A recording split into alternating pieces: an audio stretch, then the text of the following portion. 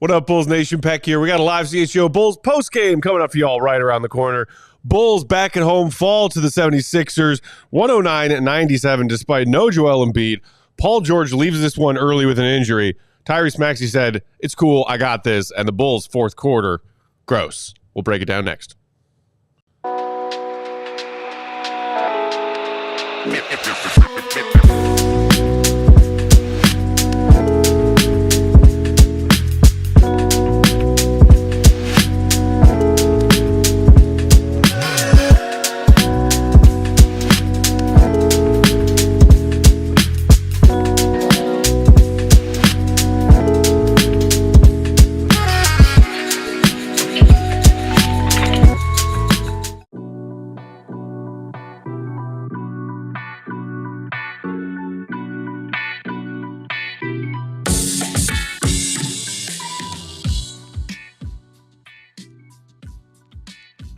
What's going on, Bulls Nation? Welcome in to CHGO Bulls Postgame. Coming to you live from our studios here in West Loop, downtown Chicago. I'm Peck Bulls_Peck. That's my guy, Big Dave. PAWL Sports. What was that? Queen of the controls, the one and only KDW. What's up, K&A? Hi. Willie Go Gottlieb will join us from the UC later on tonight's game to help us break this one down. Y'all are funny. Uncle Will, off tonight. Hope he's having fun wherever he is. Living the life of a four-time champ. Golfing. I'm just going to assume golfing. Oh, golfing. That's what four-time champions usually do. I heard golfing, as in like Jason golfing. Like he and Goff are off somewhere getting up to hijinks because Goff is also off. Oh. The hijinks. That's what the words that Will Perdue uses. This is true. This is true. We miss him, but he'll be back soon. He shall be back soon. Shout out to everybody hanging out with us on a Saturday evening. Hit that like button if you're hanging out with us on YouTube. Make sure you also subscribe to that CHGO Sports YouTube channel if you aren't already. The Bulls had every chance to win this game, Dave. Yeah. Every chance. The Sixers resting Embiid because it's a day that ends in Y. Paul George played, I think, 13 minutes. And most of that was his first stint in the first quarter. Came back briefly in the second and then left. Looked like an injury to his finger. Tyrese Maxey, though, like even on a night when you don't have Embiid and you don't have Paul George, that team legit has three all-star caliber players on it. Yeah. Maxey said in the fourth quarter, "Y'all, I got this," and he did. Destroyed him, and he did it from the start, from the onset. You could tell he was going to be on one. I leaned over to you and told y'all he's getting 30 tonight. You could just see it from the way he was shooting. Mm-hmm. Started off 3 of 3 from the three-point line in that first quarter. And it wasn't just the fact he hit the threes. It was the way he was hitting those threes. Right. There was some real like, oh, I'm better than you. And once you saw that going, like it's really hard to stop. He is really that good and that kind of NBA player. That fourth quarter was terrible. That was a terrible, horrible fourth quarter for the Bulls. I think I saw they had 8 turnovers in the fourth quarter alone. They had 11 turnovers in that fourth quarter alone. I shorted them a few. My apologies, Bulls. It was pretty bad for the Bulls in that fourth. But also they totaled, 14 points in that fourth quarter. They lost the fourth 29-14. After getting 30 in that third. In that third quarter, which they, took the lead and they kind of came back. Mm-hmm. Man, that fourth quarter came, man, and it was just like, ugh, yuck. Yuck. Our guy Flipside in the comments saying Maxey took it personal, just like MJ. He did. And so he had 20 at half, I believe. Yes, and he then did. Third quarter, real quiet. But then did he score all of those other 11 in the fourth? It sure felt like it. It sure felt like it. I mean, that one floater he hit, like just coming across the lane sideways. And then, you mentioned all the threes. My goodness. Also, like Eric Gordon, shout out to him for still being in the NBA somehow. I thought he was gone. Yeah. He's still here. He hit some big he was 4 of 9 from 3 or 3 of 8 from 3, and he hit a couple of big ones in the fourth too to ice that game for the Sixers. But I mean, how many games do we talk about the Bulls and the turnovers being a problem? And not just the turnovers, but the points conceded off of the turnovers, because we know the Bulls' transition defense is hot trash. Yeah, trash. Let's see what those marks were tonight. See what I did there? 20 total team turnovers, and Philly scored 25 points off of those turnovers. Bulls only managed to score 11 points off of Philly's 10. I feel like that is just something you could bank on nearly every single night with the Bulls. Yeah, man. But it was different tonight, Matt. because it was just that fourth quarter was just terrible. Like, it was really, really bad for a team that climbed back in it. Actually, not even climbed back in it. They were in the game, the entire game. Like, it was a back and forth, a bunch of lead changes. Zach going back and forth with Maxey. Vooch, doing what Vooch does, having his good game. Even Jalen Smith got off to a pretty solid start, hitting 3 of 3 from the 3-point line. So, no, they played pretty well to start the game. But when the money was on the line, that's when the Bulls went broke. And I kept saying to Matt, if Philly has got this by 3 points by the time they get to the fourth quarter, because you could just see they were just resting Maxey, especially when Paul George went out the game.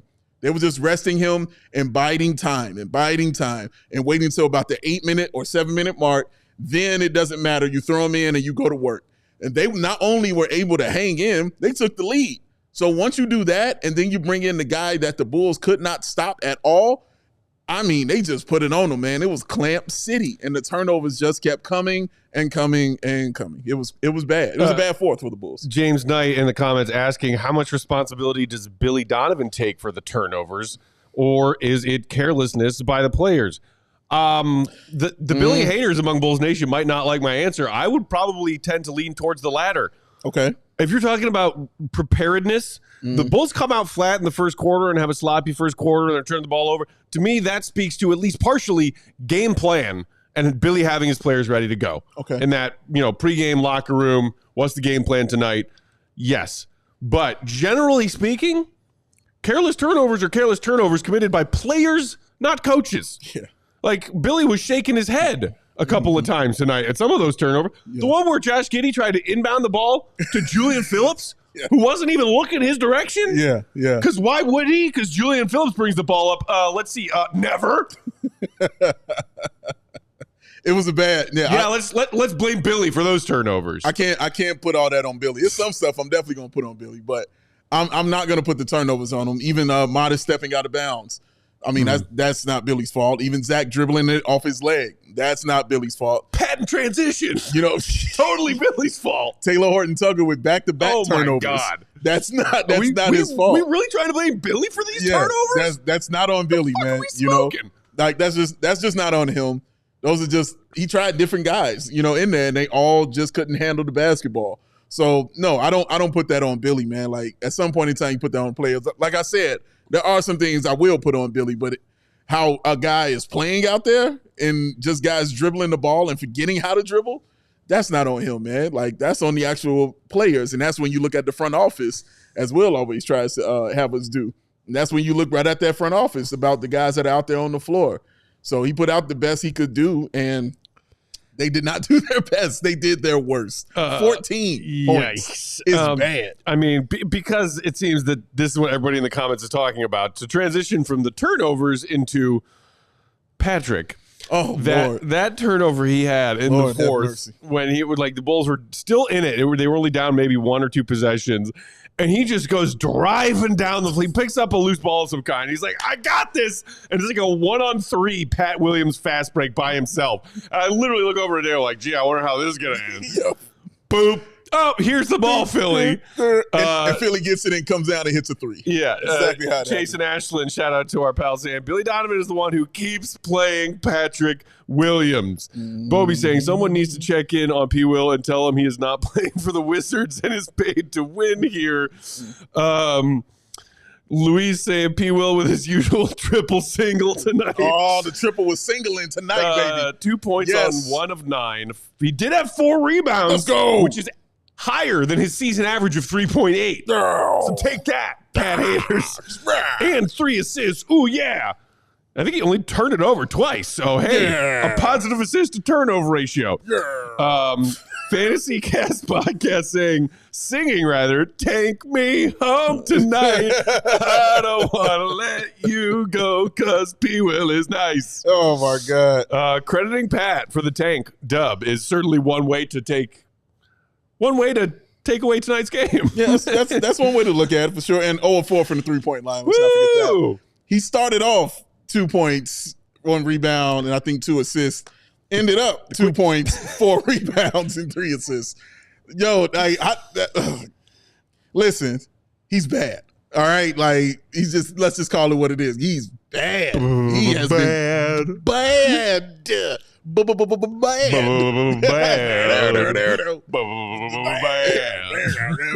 Just bad, dog. Just pure trash. That's what he's been.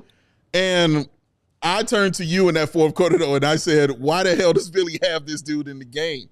You could see, and this is not me just talking about Pat, consistently being bad. I'm just talking about specifically, you see a dude playing this bad. He's not a make or break thing for your team. It's not like Zach LaVine doing something like this or going, 1 of 11 or whatever, and he's still in the game. I get that. Or Vuce doing that. I get that. That makes sense. Those are your stars. Those are the guys like, okay, we just got to ride with him. He is consistently showing you he is struggling. And I don't think he's done enough to say, hey, man, I got to have him in that fourth quarter. Having him in that fourth quarter, you shouldn't be surprised at the results that you got when he's out there doing what he has been doing for 3 straight quarters. You can't be shocked in the fourth quarter that all of a sudden, oh, man, Pat turned the ball over. We don't know where that came from. Oh, we damn sure know where that came from, dog. It came from Trashville, where Patrick is living right now. I want him to move out of Trashville. I don't know why he wants to stay there, but he won't want to leave. But I do get on Billy for that, Matt, because there were other options, I thought, this game that you can go with where you can just look at Pat and see that he's struggling, see that he's not playing well, seeing he can't score, dribble, or rebound, or do any of those things. You know what? Let me leave you on the bench. Let me try something else. There are many other options you can go try something else with. Once that happened, when Pat had that turnover that you called, immediately Billy was like, all right, fine, you're out the game. I was like, why was he even in there? Like, to begin with. Why was that even a thing? Seriously, man. He's not in there to guard nobody. Who's he in there like, oh, well, Pat's going to lock somebody down. Well, he's going to hit these threes. Well, guys got to respect his shot. 37% from the field, 36% from 3. That's what he's shooting on the season. It makes no sense to me why he would be out there in that fourth quarter, especially just for this game in particularly. It doesn't make sense to me. Yeah, and it doesn't make sense to a lot of Bulls fans. Victor Turla saying Patrick Williams needs to be benched. Our guy Anthony saying at this point he doesn't need to be benched. He needs to be a DNP, which, wow, I can't see the Bulls going to that of an extreme, or certainly Billy. Meanwhile, AJ Cat saying, as Pat continues to play what I consider somehow worse each game, I think about my eagerness to see how this trade deadline goes. Running out of a single thing, Acme has done well with this team. Well, hey, what about protecting home court, AJ Katz? Coming, there's that AK goal, and they're crushing it in that department, aren't they? Wait, hold on, let me check. What's their home record after that loss tonight? Let's see. 8-16. Oh my Lord! And on the heels of that 5-game homestand, that's now 5 straight L's at home. Damn. So Jeez. Great. But look, on the Patrick thing, for a coach and his executive partners, and AK and Billy preached about it, and when they did that radio interview, like before the season was getting started, remember? Earning minutes. Yeah. Yes, we're excited to see some of these young guys and take a closer look at them and the departure of DeMar DeRozan. But you got to earn minutes. Yeah. And that is why, and I believe Billy was talking about it pregame because I saw a couple of quotes about it from maybe Drew or Julia of like, hey, look, here's why Modest isn't playing 30 minutes for any Bulls fans who might want to see that. XYZ, XYZ. But if this, then that. If you're talking about earning minutes, regardless of your age, your contract, your what, earn your minutes. What argument can you make? What argument is there left to make about Patrick Williams earning the 27 minutes he played tonight? This dude damn near had 30. That's crazy. That's crazy, dog. That's crazy. Explain that to me. Explain it to me like I'm 5. Shout out Michael Scott. I don't get it. Yeah, it doesn't make sense. And again, I'm not asking for Modest to play 30 minutes. I'm not asking him to play 20. I'm asking for 15. And again, 12. Another 12-minute game for young Modest Buzelis, who outscored Pat in that 12 minutes and had 3 rebounds also as well. Just being out there playing ball. Did you not notice the excitement? I was pretty excited watching Modest go out there and dunk the ball. go out there and defend and do things. Yeah, he got put in the rim, and one of them by the big fella, I forget his name, but he had 5 fouls tonight. But he got put in the rim. But what did he do when he came right back down? Ran down the lane, dunked the ball, and tapped himself on the chest, telling the guys, my bad. Like I did, my fault on that last one, guys. My fault. Accountability, all of that stuff is there. I don't know what Patrick does to warrant that much time on the floor. Someone please help me and Matt with this. Send in your love. I don't get it. We got to take our first break right there. Plenty more to break down in tonight's game. Katie don't get it. More Pat talk, if that is somehow therapeutic for all of you out there, our fellow Bulls fans. Hit that like button and make sure you're subscribed. Hit the freaking like button. Hit the freaking like button. This is egregious. I mean, don't make Katie come after you with the frickins. She went the frickins on you, dog. Frickins and egregious. What the frickin' town? Man, the frickins.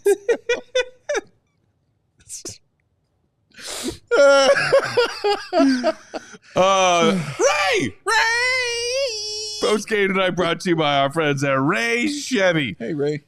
Save on the new car for you. Shady And Ray. stick to your New Year's goals by shopping Ray's Resolution, going on all month long at Ray Chevrolet in Fox Lake. Head in today to shop their huge selection of new Chevy models with special New Year's prices.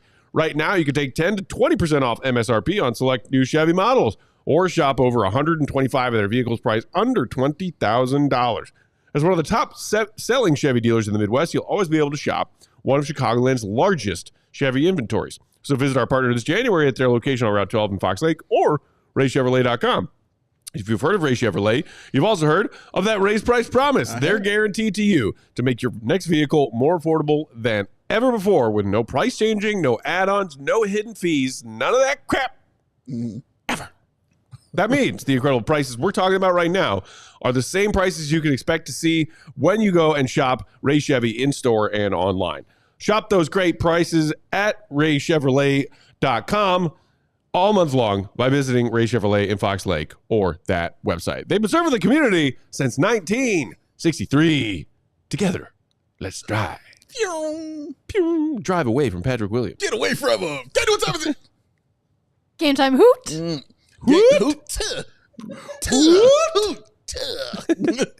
Game Time has a new feature called Game Time Picks that makes getting tickets easier than ever for any events you want to go check out. Game Time Picks filters out the fluff to show you only incredible deals on great seats, so you don't have to waste time searching through thousands of tickets to find the best value. Curation makes it easier than ever to find better value for tickets to sports, concerts, comedy, theater, anything you want to see. You can get it with Game Time, y'all. Of course, they got that all-in pricing. Of course, they got that Game Time ticket coverage with that most flexible customer service policy in the ticketing industry, along with the lowest price guarantee. But they got the Matt and Big Dave favorites. The seat views. Where are we sitting? Where can I stretch out the legs at?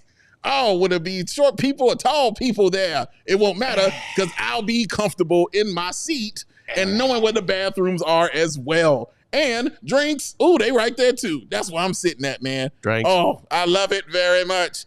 Game Time. I rock with them. So take that guesswork out of buying those tickets with Game Time. Download the Game Time app. Create an account. Use that code CHGO. Get yourself $20 off your first purchase. Terms apply. That's CHGO. Get yourself $20 off your first purchase. Terms apply. Download Game Time today. Is that back? What time is it? Get Rolling along in post game. Hit that like button, y'all. Slap it. Just comparatively speaking, talking about pass production and earning minutes and whatever everybody else did. Jason Ashton pointing out Jalen Smith, 14 minutes, 7 boards, 9 points. He was solid as I don't know what. Like he was just he came out and hit a few threes. Knocked down 3. You know, he didn't do anything too bad. Like, thanks, you know, and then off the floor. I mean, so I just saw this tweet come across my phone. Okay. This is via Casey Johnson. Patrick Williams asked where his confidence level is after the game. Patrick Williams, quote, "I got game." End quote. There may have been more to that quote, but that's what Casey tweeted. I just almost kicked all this shit off of here. I disagree. I just almost kicked all this shit off of here, dog. I got Like, game. that's What game? What are you talking about? Are you saying you got a freshly, still in the saran wrap case of Boggle that you're excited to go home and play tonight after that crap performance? I think he's talking what about game are you talking about? Maybe he's got 2K25 and he's going to go hit that up. I don't even know if he can put up points in that. Yeah, well, that's a good point because now if he's playing with himself, that won't be the thing. Oh my God! How do you have that guy? That just makes no sense. Shoots and ladders? I got game. Candyland? Was it shoots and shoots? Shoots. Shout out, Samar. What is this? I don't get it. What game? I don't get it. I mean, I know that you're probably not going to hear a professional athlete, whether it be NBA or otherwise, after a game be like, yeah, no, where's your confidence level? It's low right now. I suck. Right, exactly. But for all of the criticisms I've levied towards Josh Giddey this season, all of which I feel were fair and just because of his game. What I will give Josh Giddey credit for is that in certain moments this season, and really at most times this season, he seems to be very self-aware. Yeah. What can I do well? What can I not do well? Yeah. And in one game earlier this season, it was a while back now, when Billy benched him in the fourth quarter of a tight game. It was a rough night. He had a lot of turnovers. He wasn't scoring, And Josh Giddey said something to the effect of, I would have taken me out too. Yes, I remember so that. There is such a thing as a player after a bad game having some amount of, humility. Yes. Self-awareness. Yes. And all of those things. Theoretically, Bulls fans would want Patrick Williams to be confident, to go out there and play well. But I don't know how you can say confidently, I got game after this game tonight and this stretch of games that we've watched. I'm looking at Billy, honestly, man, because for me, if that's how you want to talk to me and that's how you want to play, it's time for me to humble you a little bit, dog. It's time for me, bro. No, I am not continuing to put you out here. You talking like that and you ain't producing. And you think I'm going to continue to put you out on the floor? It's time for you to come sit next to me. It's time for you to have a seat. Show me you got game from this bench. Show me what you're sitting right now. You got some game when you're sitting down next to me. He has not earned it. He doesn't deserve it. And even Billy, I saw some of the things KC, when he asked Billy about it, he was like, well, he's trying to be aggressive out there. This is what you say about a rookie. You know what I'm saying? Yeah, he's trying to be aggressive. It's just not converting. Yeah, that's been a problem all year. And the previous year, and the year before that. Every year except the first year where we saw some aggression from Patrick Williams, where it looked like he was a true straight-up NBA player. I don't know if it's the injuries or what. I understand his confidence is not going. I don't want his confidence to wane. But when you play like that, that's when it borders on cocky. You know what I mean? And I don't do cocky, bro. Like, that is not the case. You got to earn something to be cocky about your game. You got to have some hardware behind you. Zach LaVine can be cocky about his game. I've seen Zach. He's got a couple of all-stars behind him to say, yeah, dude, I got some 50, 40, 80 seasons behind me to show I can earn that. Hell, I got a 50, 40, 80 season right now. Cooking right now. Right now. Career highs from the field and from the three-point line. You ain't earned that, bruh. Ain't earned it. Did Zach have a bad turnover in the fourth quarter? Yes. Yeah, he did. Sure. For sure. It's not like this is just a one giant, microscope on Pat. Yeah. But there's a reason that our chat tonight is 90% Bulls fans who are fed up with Patrick Williams. Because on a night when the Bulls lose, which they've done plenty of this season, him standing out the way it does, when everyone else is at least trying to do something out there. Yeah. And it's like, what did you do? What did you do? What did you do? What would you say you do here? I got a meeting with the Bobs in a couple of minutes, and we are going to try to get to the crux of the Patrick Williams problem. The fuck? Get your TPS reports together, man. My God, dog. Did you get that memo? Oh, my God, dog. What did you do? Like, saying that just makes me remember stuff my parents used to say to me, like when something would go wrong at school, or I'll be like, yo, so-and-so did that. The first thing they would say to me was, what did you do? I mean, the first thing, because they wanted me to have the accountability about what went down and be like, oh, you did that. Okay, well, bet you weren't supposed to do that, so that's why you're getting punished right now. Or, okay, you did the right thing. All right, going about your business. I got game. Great. Where is it? They should leave it at home. Please bring it in with you the next time you come to the stadium, bro, because we ain't seen it. My point is we ain't seen it, Matt. When you seen it is my question. When you seen it, be like, oh, yeah, he got game. When? I ain't seen it. It's been a while. It's why I made the bet. It's why I made the bet, dog. Early in the season, I saw it. I was like, I don't believe this dude. I don't believe it, man. I see a lot of beer muscles out here. I don't believe you. You need more people. Like, I don't believe anything that I'm seeing, man. And it gets frustrating to sit and continue to talk about because it's not an attack on him. Like, Patrick Williams is an awesome dude. He's a cool person, man. And it's just when you don't have these kind of games to match up to the level of your confidence, people are going to get frustrated with it when you're still up here talking crazy, dog, and you're losing every single time. And it's not on you.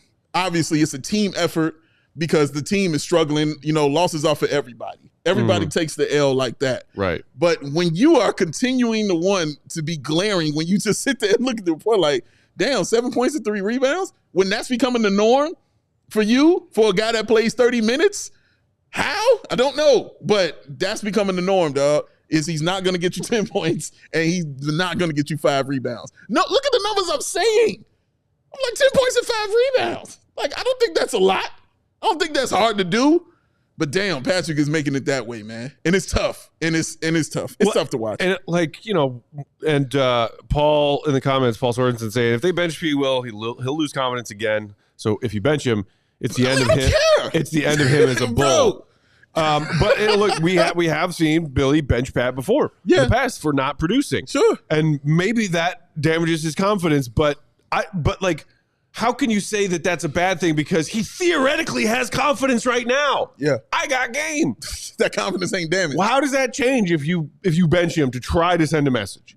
Drew Stevens reported earlier that Pat and Billy were on the floor together. I saw that. Before the game. Just, you know, going through stuff. And he said he asked Billy, and Billy was like, we were just catching up. And then Drew was like, I hear him, but I've never seen Billy Donovan out here on the floor before a game like this. And he's out there with Pat. Whatever he said didn't click, but he got game. That's like, Bulls fans, I think most rational ones anyway, wave bye-bye to Patrick Williams can be an all-star in this league a long time ago.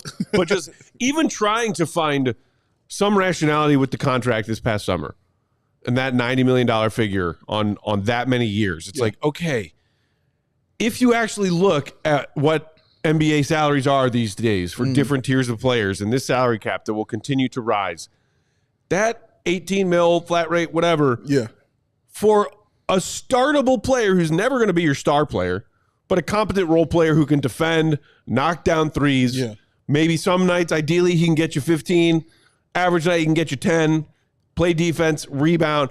That was what we were asking of Pat on a $90 million contract, and he's not even giving them that. Dude, what about the bizarro Jumpman logo that he did in this game tonight, where he went up with the left hand, mind you, like this, and then split his legs like that? And I'm like, when did you do that? You remember the Patrick Ewing meme that was going around talking to his teammate? Why did you take that shot? When you practice that shot? When did you practice that shot? Is that what you do? I've never seen that before ever, dog. Like, he's missing layups, Matt.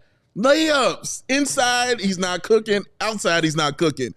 We could hang that. What you would hang your hat on would be defense, right? Yeah. He's getting cooked. Getting cooked. Like, nothing I can hang my hat on, dog. He's been bad. Colin calling in the comments saying, Pat saying I got game reminds me of Brick saying I love lamb. That's pretty good. Well, I feel like we've you know, look, the Bulls have some problems to figure out with Pat, because it's like, oh, we're open to trading him, by the way. According to Cowley's sources and reporting, AK is now open to the idea of trading Patrick Williams. Oh, who's knocking down the Bulls' door for this guy? Yeah, guys are running straight to the door. We've been waiting on this moment. Oh, when you realize that he ain't been doing shit, then you're like, you know what? I think we should get rid of him. Great job. Great recognition. My God. Oh, my God. Good job. Good effort. Okay. I feel like we've exercised enough of our Patrick Williams frustrations for the evening. All right. When we get back on the other side of the second break, we can turn to something positive. AJ Katz pointing out Vooch had himself a solid game tonight. He definitely had a solid So we'll do game. that. We'll also talk to the GOAT coming up later. Hit the like. Listen to some ads. Just very alive. Very alive. Oh, Sean Paul. Shut up, all. I'm sure loves all of the fine products of Verilife. Oh, some if I tells had to me. wager a guess, Yeah, it's a safe bet. Sean Paul will be down. Safe bet over under. Looking for the perfect way to elevate your winter, Chicago. At Verilife Dispensary, they've got everything you need from premium cannabis products to expert advice. Whether you are new to cannabis or a Sean Paul connoisseur. Their knowledgeable bud tenders are here to help you make the perfect selections. With 8 convenient locations across Illinois, discovering your perfect experience has never been easier.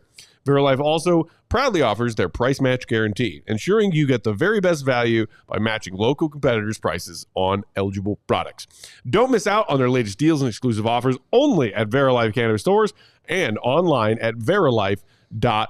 You got to check out their award-winning lineup of Matter products. Matter offers a curated line of premium flower strains and infused gummies crafted to deliver consistent quality and distinctive effects for every preference. If you place your order online, you can still use promo code CHGO25 at pickup to receive a 25% discount. Again, just mention promo code CHGO25 when you pick up in store after ordering online and get 25% off one regular priced item. Restrictions, of course, do apply. Just give it a life. Very alive. A very life. Get Look, busy. Patrick busy. Williams, get busy. No, he doesn't. He goes home. Guys, for your home or your office or your business, if you're looking for a neon sign, it's only one place you need to go. That's Saturday Neon, baby. Woo! Started by, and today is Saturday. Today Hello. Neon. Started by 2 college friends, Saturday Neon makes officially licensed collegiate logo LED neon signs perfect for your home, office, dorm room, fan cave, or bar, or your business. Check out the new Essential Collection featuring almost 50 of the biggest schools across the country and counting for only, you ready for this, $75. Woo! That's it. What a deal. No better way to represent your favorite Big Ten team. Unlike traditional neon, y'all, these LED signs won't break or shatter or splatter, but still give you that classic uniform glow that you know and love. LEDs last up to 100,000 hours. I didn't say 10,000. I said 100,000 hours. So you'll be enjoying your sign for years to come. Super easy to install using the provided hardware or with 3M command strips, which I use to hang up some of the posters in my house. Low voltage and the perfect gift for the upcoming holiday season. And by holiday season, I also mean Valentine's Day. Come on, y'all. I'm just saying, a dope sign. Put some words on it. Do some things, man. Why do I know this? Because we got something up in here, CHGO, man. It's sitting over there. Trust us and believe it. We used to have it sitting up here, but now we got it sitting back there because we want to illuminate and let everybody see, man. These signs are awesome. You can use the code CHGO for 10% off your order. Where can you do that? SaturdayNeon.com. It's bright. It's bright. Speaking of bright, Katie, I did hear a jingle. Can we bring in the bright light in our lives that is Will to Go Gottlieb? Don't slap. Slap him in the face. Slap in the best. That's where it's the GOAT! The GOAT! Joining us on that Go Talk hotline, it's our one and only Will to Go Gottlieb. That's him. From the United Center. Follow him for his Bulls reporting, Will _ Gottlieb. Read his great stuff, allchgo.com. GOAT. Hi, buddy. That's how many points Patrick had, Goat. Yeah, 2. 2 of them. That's it. Were you guys talking about Patrick's performance or something?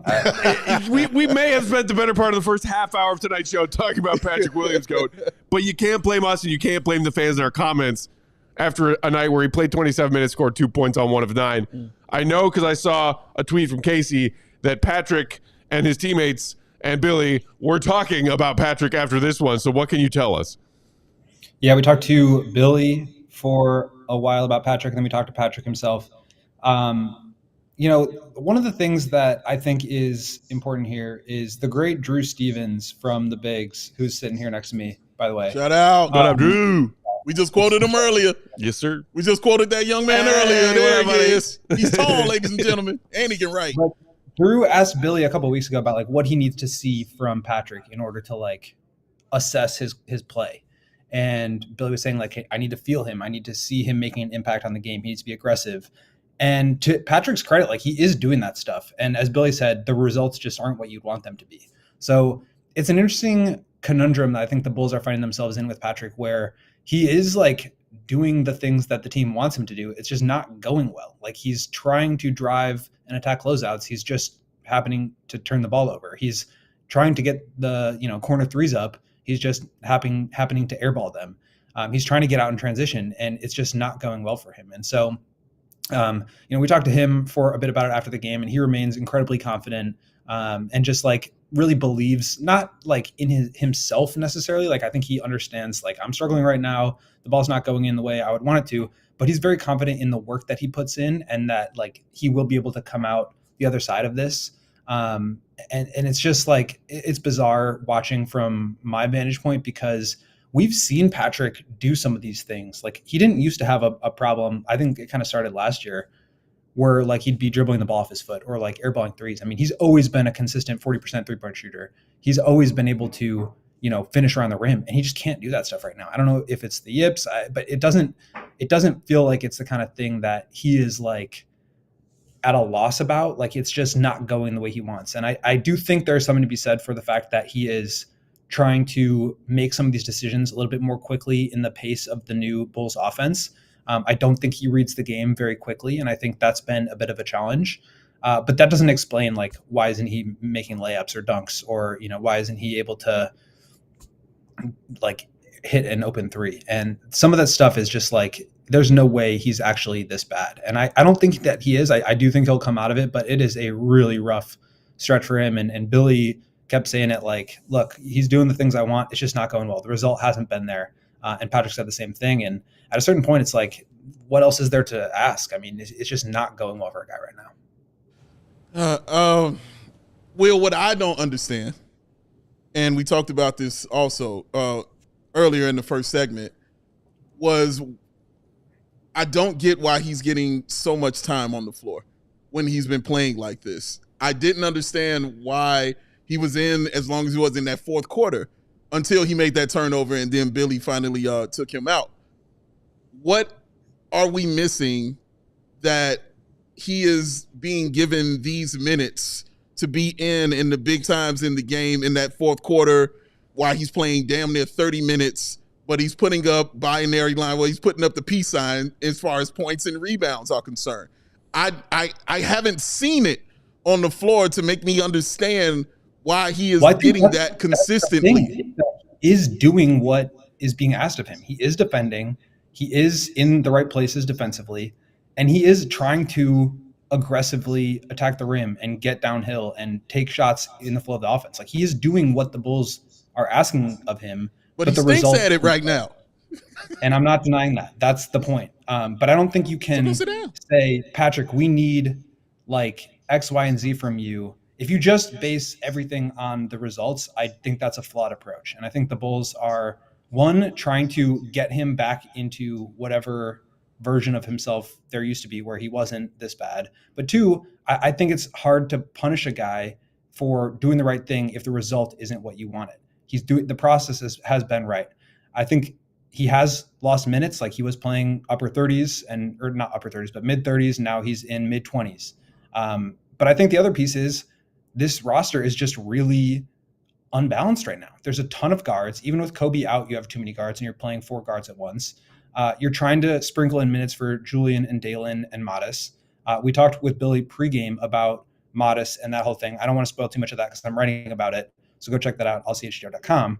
But I just think that there's more to it in terms of like, being in the right places defensively, schematically, understanding like where to be, and just not getting like picked on defensively. That some of these other guys, when they come in, that's exactly what happens. And so I think there's a trust level with Patrick being more of a veteran than Modest, Dalen, and Julian. I know he's still a young player, but that trust has been built up. And again, I can see, Dave, you're looking at me like, well, the result isn't there, and I get it, the result is not there, but that can't be the only way you evaluate a guy.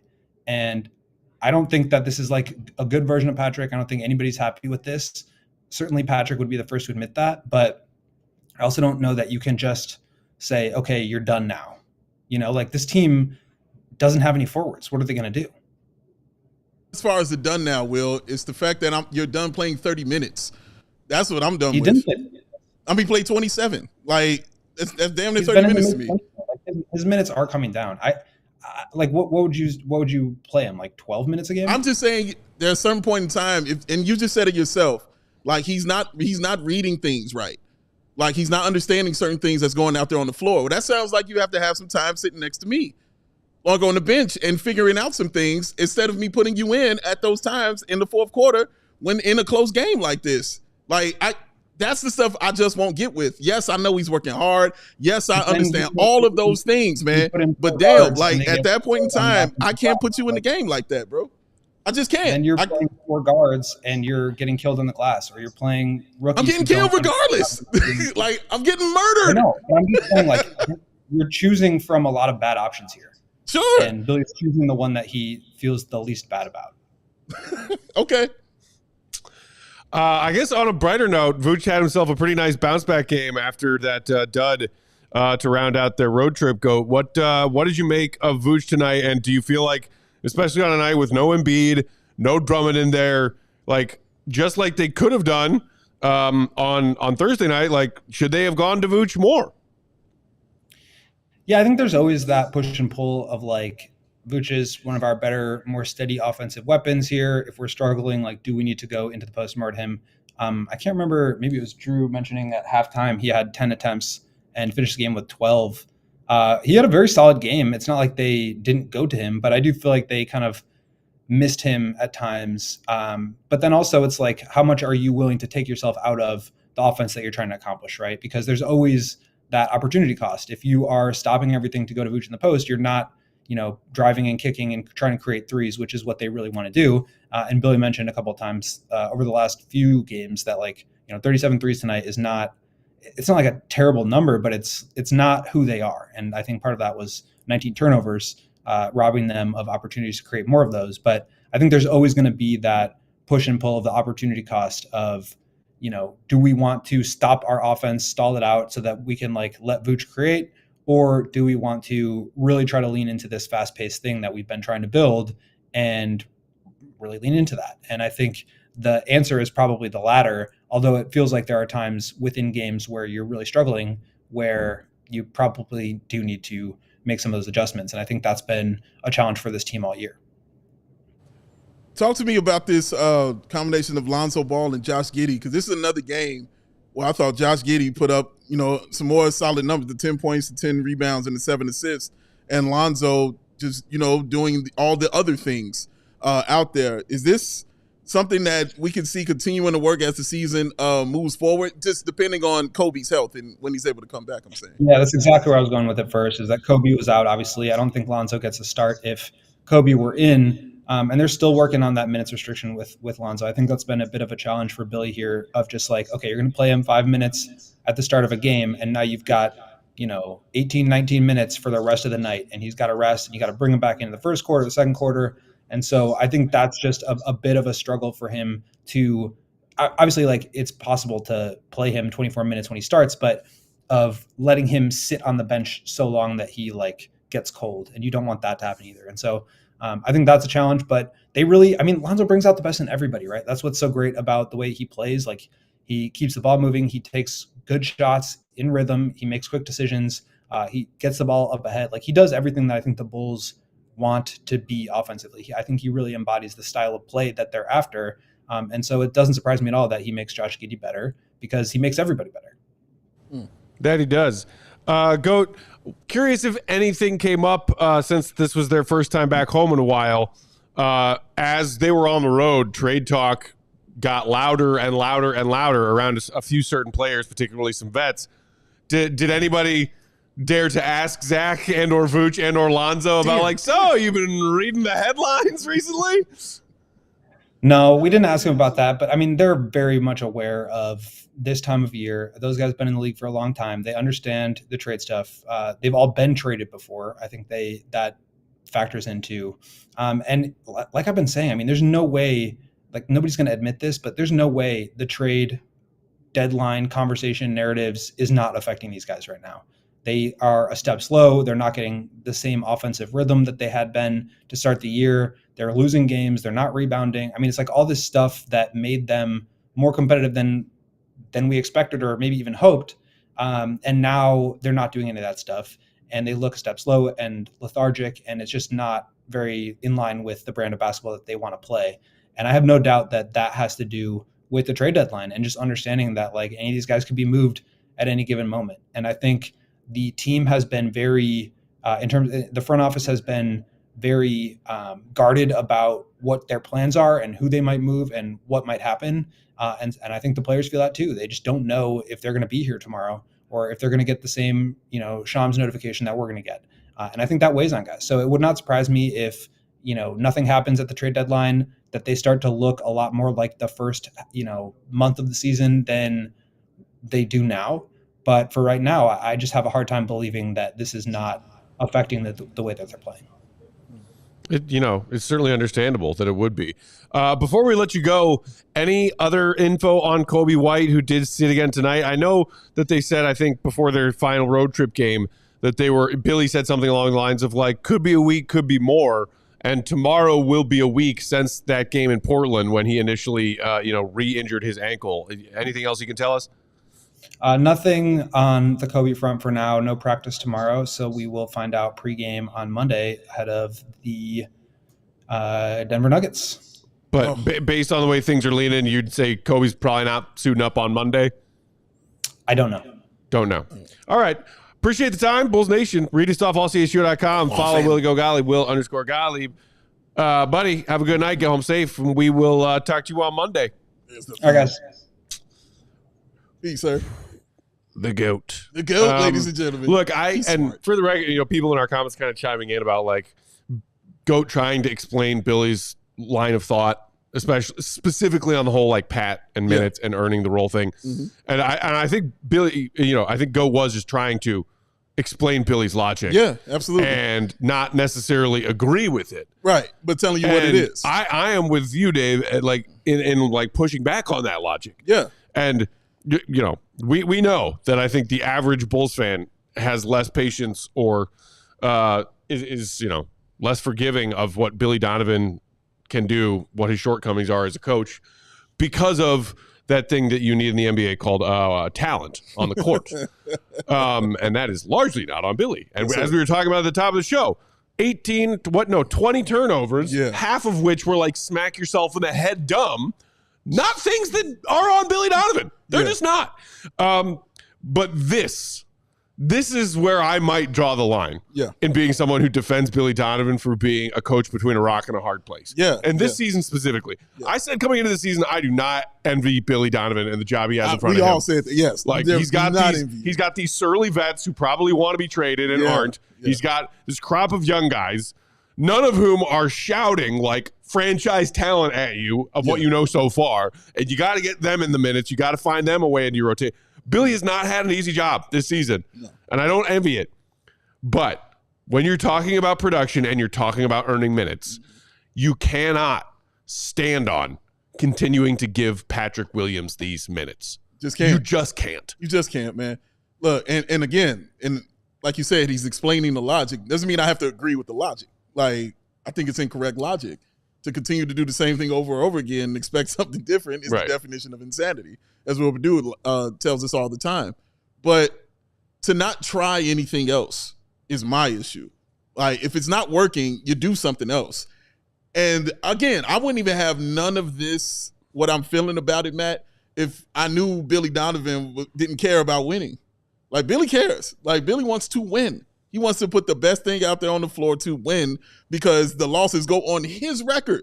You know what I mean? That affects him. So he wants to put himself in the best position. Continuing to play Pat has not proven to be that. Ooh, that rhymed. That does not continue to be that thing.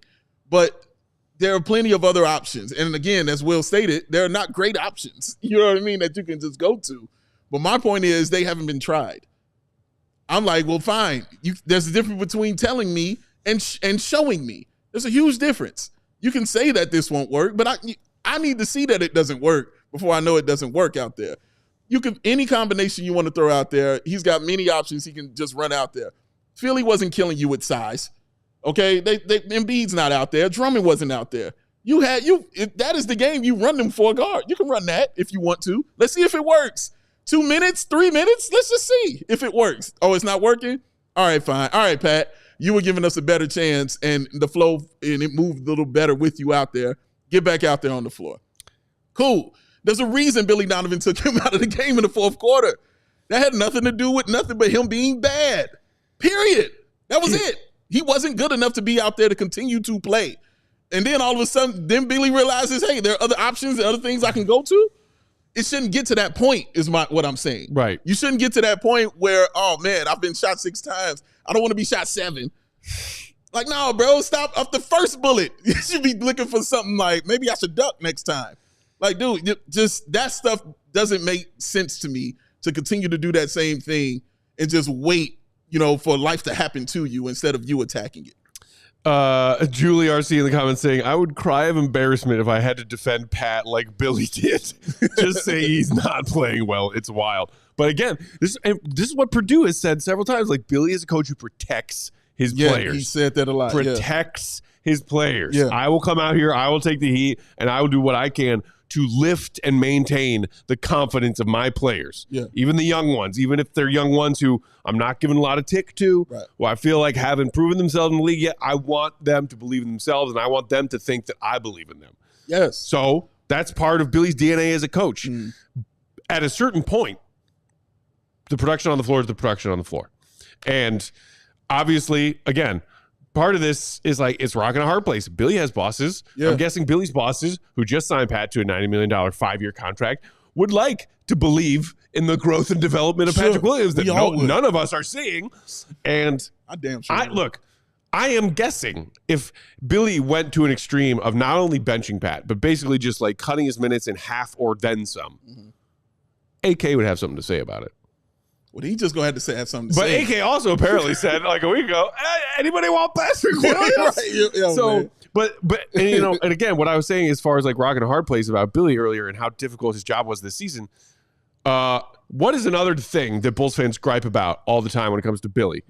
4-guard lineups. He's obsessed with 3 and 4-guard lineups. Yeah. Why, Billy? Why? Yeah. Play some size.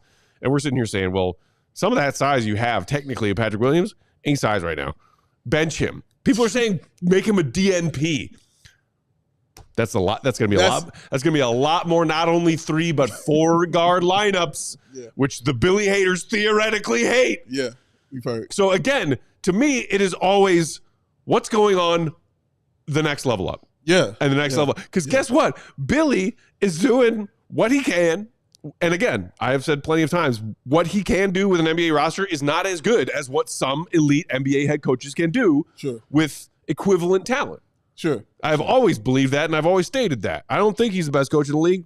Not even close. No. But when you're talking about roster construction, you got to bench this power forward. He's not performing well. And we do have a zillion guards. Mm-hmm. Some of them can't shoot. Some of them can't play defense. We're going to get crushed on the board. Pick your poison. Yeah. Pick your poison, and roster construction is not a Billy problem. No. It is an AK and Eversley problem. For sure. Without a doubt. But putting out there on the floor, like, what I'm thinking of right now? If you're talking about size and things like that, when Lowry went down, who would they turn to be the power forward for the Chicago Bulls? Because it was Javonte Green. Javonte? You know what I mean? Like, and we were like, what? This is the right decision, even though he's 6'4", but he plays at that kind of level where it's okay and you can get away with it. Cool. That works. It doesn't have to just be such a one-sided thing is what I'm saying, man. That's a thinking out the box scenario right there. Like, dude, give me Javonte. Most coaches would easily try to replace that size with size because you are a 7-foot-tall dude who's a shooter. You have to change your whole style of play putting a guy like Javonte Green out there. But you put your best player out there is what you did. put somebody that can actually affect your team. You can't keep running the same thing against the wall, man, or throwing the same things against the wall thinking it's going to stick. Because sometimes it's just not. I'm sorry. Go ahead, Katie. Go ahead. I was just going to say that we do have some Patrick Williams sound if you think it won't trigger everyone to start screaming again. I don't know. It's up to you guys. Yeah, I want to hear it. How long is it? I'd like to hear this. 1 minute. Okay, I can handle a minute of it, I think. If we cut back, my ears are bleeding. We got other problems. Go for it. Yeah, run that. Keeping you at an aggressive level. You've talked about staying aggressive. You said the aggression is there, but obviously the results aren't. What's kind of your perspective on where you're at right now? Yeah, I think tonight to start the game, took a few shots that I felt were, in rhythm, and I missed a few. I think it happens. It's not really much you could do other than keep shooting them. You know what I mean? You miss all the shots you don't take. I think late in the game I passed up a few that I probably should have took. I don't know how many I missed, but just can't let it get to you. I think us as a team, we can't let it get to us. I think the style we're trying to play, get downhill, try to make plays, shoot a lot of threes. We can't, get discouraged if we miss a few, because we will make a lot too. So kind of just have to keep that mindset. I wasn't entirely upset with some of the shots that we got. More about the ones that we turned down. Where's your confidence at right now, personally? In terms of what? Just your own game. I got game. He got game, Dave. He Phenomenal got game. movie. Phenomenal Bulls movie, Nation. by the way. Great movie. Yeah. Not about Patrick Williams. Damn right. Connor, I'm triggered. Optimistic Bulls fan. I need to hear this. Well, you heard it. Heard it. Do you feel better, worse, or about the same after hearing that from Patrick Williams? About to say, I love the offense he took. He has that, wait, about what? I got game, dude. I got hoop. I feel him. You like that from your player. But again, as I tell you all the time, man, saying ain't like doing. That sounds great. Where's the action of it? Where? There? No? There? No. I don't know where it is, dog. I just simply don't know where it is. You missed 8 shots according to Eco B, man. It's just been bad. And I don't want to sit here and keep picking on Patrick, but this is just, what we into right now, man. Like I said, I think he's a good dude. I think he can be a solid NBA player. This is not a solid NBA player we're looking at right now, man. This is a dude with a lot of flaws that we've just seen, get worse and worse and worse. Like the dribbling, we knew that was going to be a turnover. The shooting's been bad. The numbers tell you that. The rebounding's always been a low point for Patrick Williams. And now the defense isn't working either. Man, where EJ Liddell Of the hundreds of NBA players who have attempted in a minimum of 80 attempts, shots within 5 feet. Mm-hmm. I mean, we all want to see more modest. And shout out to Shy Sports Ross, a great member of the Bulls fan community. I saw this from him on Twitter today. You know who is shooting the worst at the rim this season across the entire NBA within 5 feet? It's actually Modest Buzelis. You know who's second worst? Patrick Williams. Patrick Williams is shooting 45% from the field inside of 5 feet. Because I saw somebody else in the comments talk, layups, multiple layups. The one where he tried to do a 180 and he was right on the right block and jumped up and his legs were splayed apart and he went lefty. That's what I'm talking about. Yeah. Bizarro Jordan, yes. What? Then there was one on the other end where he tried a little runner thing in the lane.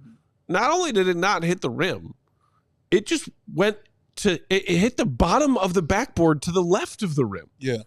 These are things that he doesn't look like a basketball player. Yeah. He doesn't look like he knows how to play basketball. Yeah, dog. That's what the thing is, man. Right there is dude, can he play basketball? I'm asking these questions now. And my God, I don't need none of this to be fact. You know what I mean? I want Patrick to be good. I want him to be good. But you have to hold somebody accountable for what they're doing, man. Not so much what they're saying, but for what they're doing out there on the floor. And what he's doing on the floor is not good enough. Period. It's just that simple, man. Shout out to Vincent, who said hello from the Philippines. What up, Vincent? Shout out to Vincent. We shouldn't start both Josh and Lonzo together anymore. Put Io or anyone who can actually shoot.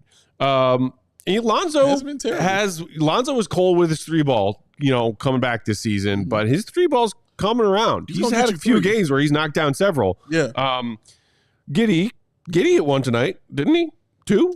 I know he hit 1. I know he hit 1 for sure. And he hit 1 for 4. 1 for 4. Okay. But again, there's a lot of guards there. Yeah. A lot of guards to choose from. I think I saw Optimistic Bulls fan earlier saying like it doesn't have to be a 4-guard lineup if you're going to bench Pat. Like you have plenty of wings to choose from to throw out there to try.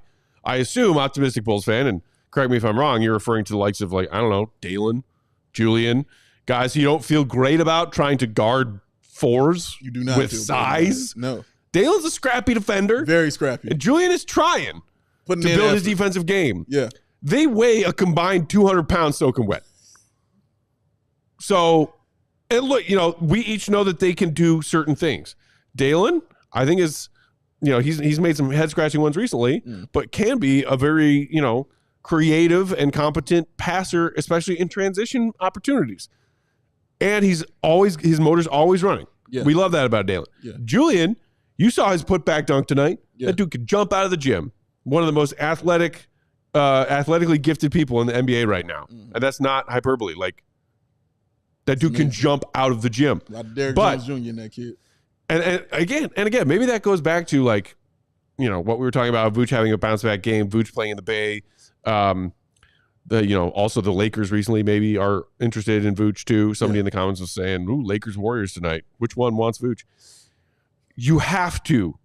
The Bulls front office has to complete some trades. Yes, man. Because if you're saying, well, like Billy's got a zillion guards and his starting power forward is crap, and like what can he do? Can we actually get a closer look at some of these guys in the back end of the season where you're trying to find meaning for these games? That's it. Because meaning 1A is, for the love of God, protect that lottery pick. Yes. Meaning 1B has always been and should be, for the back 35 games or so, play the young guys more minutes and see what you have. See what you got, man. And that includes playing Dalen, Julian, and yes, Modest each more than 10 minutes every other night. Dude, I want to see EJ Liddell too. That too. Be real with you on that. Like, I want to see that young man out there, especially if you're telling me you're lacking size and effort. Well, let's just see. Like, that's the difference, man. I want, and my favorite thing to say about Billy is he's not beholden to any lineup, man. Mm-hmm. But now that he feels like he's become beholden to something, there's been a struggle, has it not? There's been a struggle here, man. So there's something that's a disconnect that's not working right now. But yeah, they need to try some new things. And again, this is because Billy wants to win. Like, Billy, this is the only side I'm speaking from. You know what I mean? If he comes out and he's like, I just want to see what the young guys can do. Cool. Run them. Sonogo, let's go. You know what I mean? All day long. I'm comfortable with it. But man, if you're telling me you're trying to win, you have to exhaust everything, every possibility, especially when you continue to lose. What is this? 7 out of 8 losses right here? 7 of their last 8? Yeah. Something ain't working. Something ain't clicking. We know it's not Zach. We know it's not Vooch. You know what I mean? Like, Giddey is who he is. We know what Lonzo is. Kobe has been hurt, but he has been, was slumping a little bit as well. Ayo coming back off an injury, so he's getting himself reacclimated to it. So you got Jalen Smith, who has been pretty consistent. The 3-point shot hadn't been for the past few games. Yeah. So he got back on that train recently. But you mentioned Julian Phillips and you mentioned Dalen Terry. I wonder if Torrey Craig is healthy. Is he playing Torrey Craig or not? We don't know. Javon Carter, I mean, man, he's just there. But I need more things to be tried out there on the floor and see. And this schedule ain't about to be easy now. Like, next you got Denver, and then you got Boston. Yeah. And Boston don't like you at all. No, they just had the cupcake stretch of their schedule. Yeah. It was at home. It was against at a bunch home. of crap teams. And they lost them. And they lost 4 or 5 of them. Yo, man, you know what I'm saying? So now it's about to get for real. Yeah. And those teams are coming. Knicks are coming. You got to complete those games too. So, yeah, man, Lakers games are coming. Like Phoenix, OKC. Oh, no, I think, are they finished with OKC? No, they still got to go there, right? Didn't they? They played OKC early. Yeah, OKC was their home opener. Yeah, here. They, I do not think, have played in OKC yet. Still got that game to go through, man. So, Man, you got to try some stuff. Like, it's okay to try things when things aren't going, when you've lost 7 of your last 8 and you're in a 10 seed and now a game out of being out of it. Like, it's okay to just start trying stuff, man. Try things. See what works. Try things. The great news. Big picture. What? Go ahead. No, go ahead. The Bulls with that L. 2-8 in their last 10. Yes, sir. 19-27 overall. Woo. With that win, Woo. the Sixers currently in 8th in the lottery standings. 17-27. Yay. Game out of the 10th seed. They're game out. So, yeah, big picture, we on the same page for sure. And there's no doubt about that. And there's the smile. Look at this, man. Great dub, Philly. Great. And shout out to our friends at PHL. Hey, PHL. Great dub tonight. Good luck tomorrow. Hey, good luck tomorrow. Start guys. stacking some wins, please. You know you want to go. You know what I mean? You want to be in Tyrese Maxey, man. My God. Fun player to watch. Just amazing work that he does. Like, can we have him? Yes. Can we get Maxey up in here? It's called PHLY, so we get him in here, man. Oh my God. All right, let's get out of here. Wait, any super chats? Okay. Don't believe so. Okay. No.